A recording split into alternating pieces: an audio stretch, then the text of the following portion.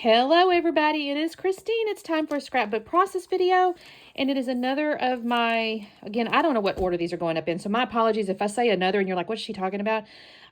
Rochelle over at the ScrapRoom asked me to guest design for May, and you guys, I'm not gonna lie, I was so freaking excited. And so this is one of my guest design layouts, and the collection I'm going to use is the 49 in Market, and you guys, this is a stunning collection. Oh my gosh, so freaking beautiful. 49 in Market's Wanderlust Explorer. And I'm not going to lie, Rochelle has definitely enabled me because I think I shall be buying this entire collection. Is this not the most beautiful freaking collection? Look at this. It's got this cool little, I don't know what this pattern's called. I know it has a name, but it's got these little zigzags.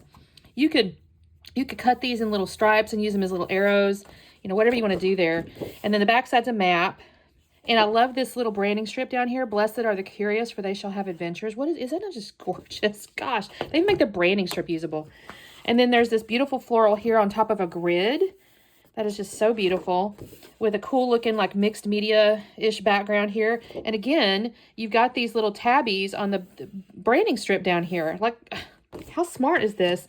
And then a beautiful wood grain with this cool, like, this is like a metal one, like brad, what do you want to call those? I guess they're kind of brad things. It's like metal, looking like, almost like, you know, ships, those things they use. But the branding strip on this one, always take the scenic route, life is short and the world is wide. Just love this collection. And then, of course, there's always a couple of pieces of cardstock in there, so you can use those. And then this was the Flavors of the Month piece, and then there's these rub-ons, which the 49 Market rub-ons are just... they're like butter. They're just wonderful. And I just love all these little like mixed media-ish looking things. This is just beautiful. And then because it is a guest design, she gifted me the embellishment kit as well. So those little pieces here came out of the embellishment kit, and I'll open those up in a minute. So the photos I decided to use, this one is not going to be in there. I am going to use this photo with this collection. I just don't know yet exactly. But the 3 photos I'm going to use, I'll do it like this so you don't get confused. My husband and my daughter had gone on a hiking trip, and they went to where Old Faithful is. It's those hot spring, well, not springs. What are those called? The geysers. That's what it is, the geysers.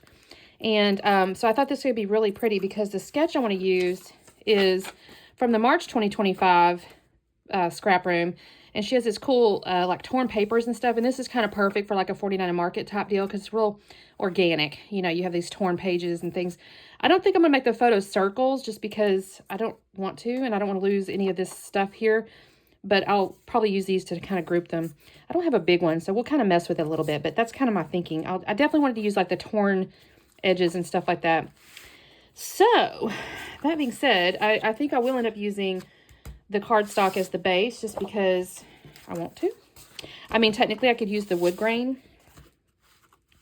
I don't know. I'm going to cut this out because look, I mean, that's just so beautiful.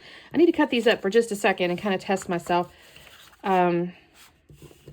I'm imagining tearing this one because it would go over the top. But then if I do that, what have I gotten on there? I'll just switch that out now. I don't know what I did there. I need to think on it for just a second because I do want to make sure I maximize my paper selection. Although, like I just said, I'm going to have to go online and buy this because this is too pretty. And I just love it. So, but let me cut these up. I'll probably use this yellowish, it's kind of, what's the color? Can I tell? It was probably in the description of the product. She always sends it, and I have long since gotten rid of it. Oh, no, that's a lie. I don't know what I did with it. I know she sent it. I don't have it. I'm rambling, so let me shut up. Let me do a few little things, and I'll be back on in a second. You guys, this turned out so beautiful. This paper collection, oh, it's just stunning. Okay, so the first thing I'm going to do is tear my top part there. Again, I'm matching the sketch. I'm going to do the top part, and then I'll do the bottom part.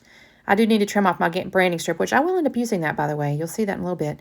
I'm going to tear off my bottom part. I'm just kind of doing this, you know, visually matching the sketch. Now, in a minute, I'm going to have to do the center part. And I do something that I'm not sure I 100% recommend because it is a little tricky. It requires so much skill. And I'm totally kidding. I was looking at this to see, could I use this backside here? But because it was opposite, I was like, no, I'm not going to try to mess with that. So I decided to go with this pretty, like, diagonal, not diagonal, the little, I almost want to say herringbone top pattern.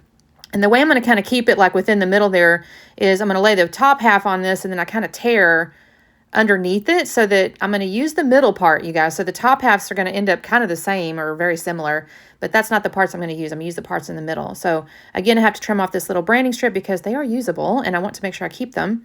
And then I'm going to use the bottom part and kind of tear along outside of it. And this is the part, like, I mean, it requires so much skill, which I'm totally kidding, but you do have to be a little bit careful as you're tearing, not to lose control, I guess would be the only thing I would say, because I'm tearing a little bit farther the way than I normally would from my hands or whatever, but it worked out really well. And I did allow the white core to show on the top and bottom pieces, but not on the middle pieces, and that was on purpose. I kind of thought I wanted to keep the whites to be only the bottom and tops, not the middle piece. So I'm going to glue these down with my ATG.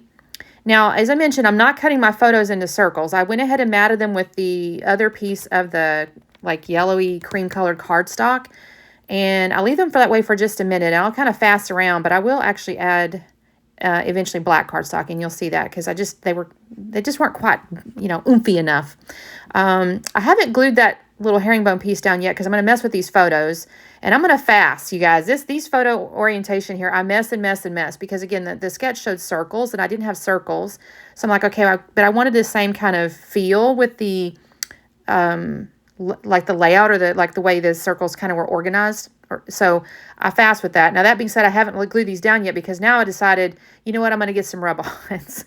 I love these rub-ons, and I thought, okay, I want to put these down. And initially I thought maybe I would put them between the two torn papers, like underneath, but you'll see eventually I don't do it underneath because frankly, they're good. They're very, very good rub-ons, and they go on top of the papers just fine. So I'll end up changing my mind about that, but I will fast around with these for just a second because I'm thinking, okay, I want these kind of where the sketch showed embellishment clusters.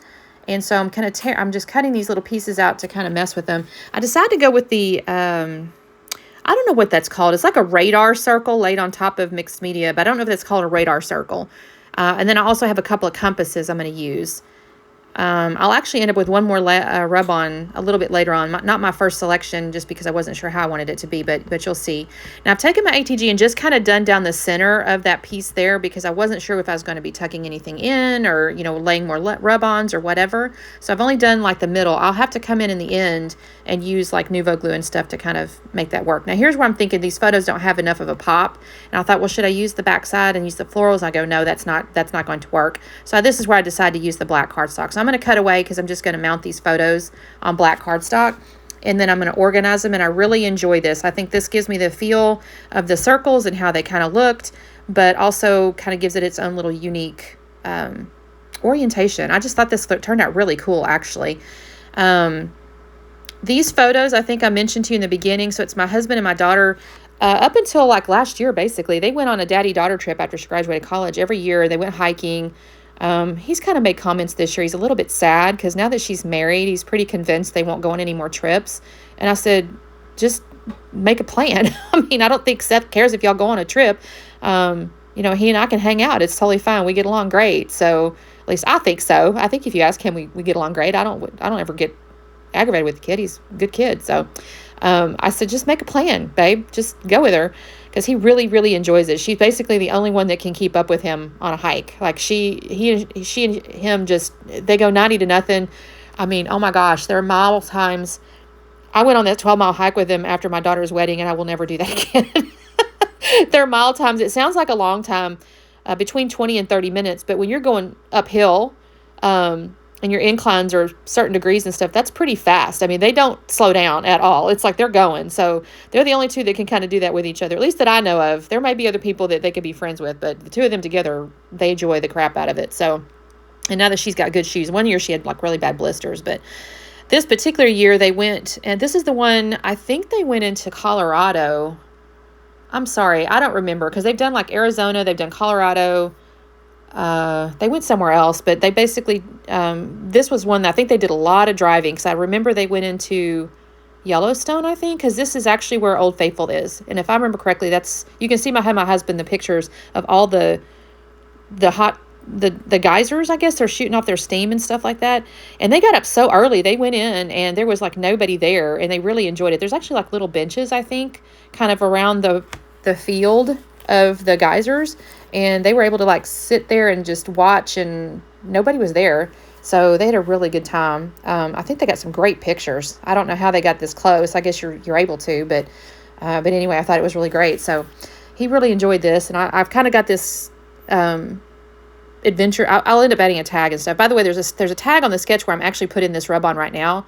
So I'm not going to say I messed up because I do enjoy this right here, but I didn't realize it was a tag until after I started looking a little closer after I laid this down. I'm like, oh shoot, I did that. So I have a solution though. It's okay. I'm going to add a little extra something in a minute. But this layout, rub on was really pretty. It had like the florals in it. It had another little compass.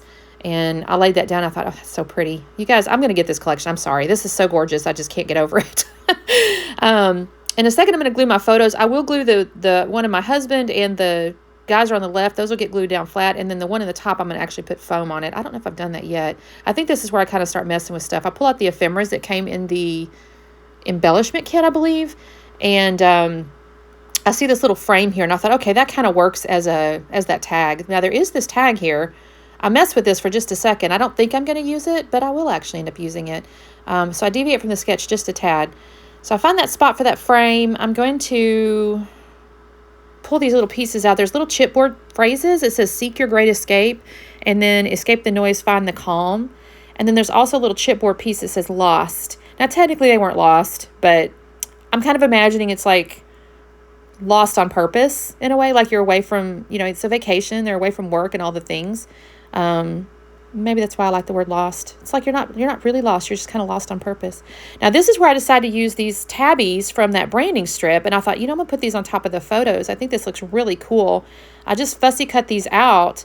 And again, as I mentioned, these branding strips are quite usable. They're not just a pattern. A lot of branding strips, they might give you a long strip of pattern, which is great. I mean, you definitely can use those as like horizontal shelves or, there's all kinds of, inspiration on how to use branding strips. But these are great because I just cut these little tabs on. It becomes another embellishment. So now I've got those. I'm going to end up gluing those to those photos. And I'm messing again with these little strips of things. I wasn't sure exactly where to put it per se because the sketch showed them kind of almost overlapping, I think, the circle photos. But I don't really want them to overlap necessarily, so I kind of mess with those. I keep going back to them in a second. I'm going to put it over the photo, not over the photo. Spoiler alert, they end up not over the photo, by the way. I do end up bringing one more rub-on in, I think, at this point, though. Oh, here's where I decide the tag. So I decided I'm going to use the tag as a journaling spot to just kind of, say where they are and stuff like that. There's little airplanes on it, and they did fly there, so that's okay. But I'll end up putting the little enamel arrows in a second. I'm going to put my little string on here. I will use Nuvo glue. I do like to glue mine strings down to kind of keep them where they're supposed to be. So you'll see me do that in just a second too. But first I'm going to glue down these tabs. And I love these. It says, escape the ordinary, let's go explore in the scenic route. Now on the scenic route, because I had put that picture up on foam, I'm going to put a little strip of foam on the top of it. Here's where I do that here. I'm just going to cut this little piece. I actually have foam adhesives in strips, so I could theoretically do that, but I had that foam just laying there, so I just go ahead and use it. And then I'll use Nuvo glue to kind of glue it all down. After this, I think maybe that's when I pulled one more rub-on out to put underneath the title. I'm not sure. It was laying there. I'd already cut it. I actually intended to use it. Nope, I guess I'm going to put the tag down first. Maybe the string. I think I'll glue the string down. I think I'm going to, take my Nuvo glue and just string this. And I just kind of always make it look a little bit like casual, like it's a droopy, but I just want it to stay where it's droopy on purpose. I don't want it flapping around inside my albums. Well, you guys, I have a huge stack of layouts I need to file. I haven't done it. I probably have 4 months worth of layouts. I'm so terrible. I don't have enough binders. I know I don't. I do use that style where I don't do chronological. I just don't scrapbook that way. I don't store them that way. I just really don't. In the past, I've just put them in the binder as I did them because I think it's neat to see how my style evolves. On the other hand, I never can find a particular year or anything like that. So I've kind of started this thing where it's like all about us, places we go, things we do, big moments. And of course I have Brooke albums because it's just all about Brooke, but I've kind of done it that way. So it's more of a topic versus chronological. And that's been working for me pretty nicely. Although sometimes the layout is like, okay, wait, is that a big event? Is that a things we do? Is that all about us? Sometimes it's a little bit of a debate mentally, but it does work for me. I'm more of a topical scrapbooker, I think. So here's when I glue down these little chipboard pieces. I decided to put it underneath the photo, and then Lost, of course, is over the top of that little rub-on thing there. Let's see, what have I got going on here? Oh, these are the little enamel arrows. I went ahead and introduced these. Initially, I wasn't going to use them, but I kind of like the shine on the layout. It just offers one more little texture. So I really enjoy this. I'll put two down by each photo initially, but then I have one left. And so I'll actually end up with 3 right above the title pointing at my husband, which I think makes total sense because it's, you know, he's the person involved. I do enjoy the picture of the geyser with the yellow and the green. I think that's really pretty. But he's the person involved. So we want to point to the person, right? Okay, so I put these on top of these rub-ons. And again, I just think this whole collection, I can't get over it. I really appreciate ScrapRoom for having this. She does 49 in Market. She has a couple different makers that she includes, and I really always enjoy the last month they used the toddler one, which is a bit of a surprise. So anyway, here's the close-up. Thank you guys so much for watching. As always, don't forget to do the like and subscribe. I think I forgot to mention that in the last couple of videos. And definitely check out the ScrapRoom. It's, like I said, it's a monthly kit club. You get the basic plan, or the basic kit is the flavors of the month, and you get 4 samplings of collections, and they're perfect for at least 2, if not 3 layouts. So again, I think a pretty good investment. And thank you, Rochelle, for letting me guest design this month. I'm enjoying it. And you guys have a lovely day. Bye.